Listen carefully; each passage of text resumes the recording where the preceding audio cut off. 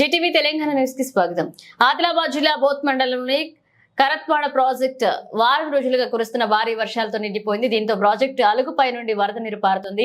వరద నీటితో పాటు ప్రాజెక్టులోని చేపలు సైతం అలుగు దాటి కొట్టుకుపోతున్నాయి. గమనించిన కరత్వాడ గ్రామస్తులు వలలతో చేపలను పట్టుకుంటున్నారు. బోత్తో పాటు చుట్టుపక్కల గ్రామాల ప్రజలు వలలు, దోమతెరలు, చీరలు, దోతులు పట్టుకుని చేపలు పడుతున్నారు. వివిధ గ్రామాల జాలర్లు చేపలను పట్టుకుని వాహనాలతో మార్కెట్లకు సైతం తరలిస్తున్నారు. ఇక కొంతమంది జాలర్లు అక్కడే ప్రజలను విక్రయించారు. ఇక తాజా చేపలు దొరకడంతో ప్రజలు తండోపతండాలుగా వచ్చి కొనుగోలు చేసేందుకు పడ్డారు. ఈ వీడియోలు ఇప్పుడు సోషల్ మీడియాలో వైరల్ గా మారాయి. దీంతో ప్రాజెక్టు వద్ద చుట్టుపక్కల గ్రామాల ప్రజలు సైతం చేపల కోసం తరలి వెళ్తున్నారు.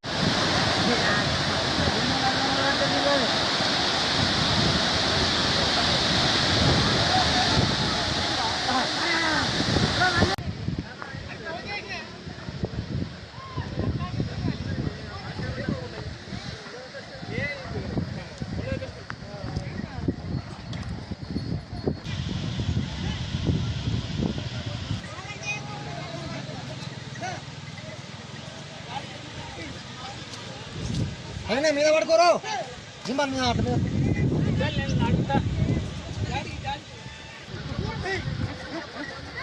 చూడు చూడు చూడు రైట్ రైట్ ఆడి దగ్గర ఆడు దిగి వట్టరు కొద్దిగా ఇగో ఇగో మా ఇజ్జత్ తీయాలి ఏమన్నా ఫోటో ఎత్తే అన్నా నా తీయకే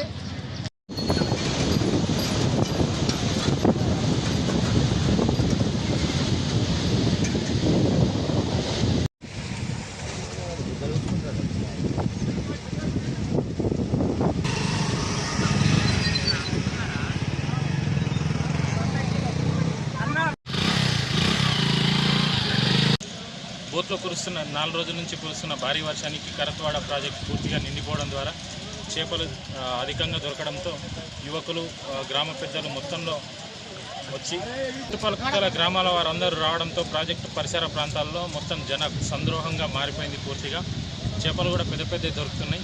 బోత్ గ్రామం మాకు చెరుకట్టలో ఈరోజు ఫుల్ వర్షాలు పడుతున్నాయి. మాకు ఫుల్ అలుగు వచ్చేసింది.